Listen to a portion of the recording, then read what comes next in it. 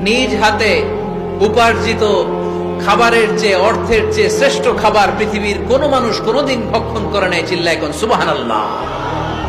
শ্রেষ্ঠতম খাবার, নিজ হাতে উপার্জিত খাবার, ঘাম জড়িয়ে যে অর্থ উপার্জন করা হয়, যে ইনকাম করা হয়, এটা হালাল।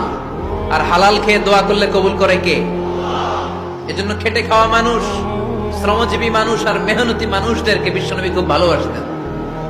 তারা বিশ্বনবীর বন্ধু আর বিশ্বনবী ছিল তাদের বন্ধু। সুবহানাল্লাহ পড়েন। এত ভালোবাসতেন বিশ্বনবী খেটে খাওয়ার মেহনতি মানুষদেরকে। সব সময় বিষ্ণু ইসলাম তাদের জন্য দোয়া করতেন। এজন্য যারা খেটে খায় তারা কপালওয়ালা, তারা মুস্তাজাবুদ দাওয়া। তারা কি?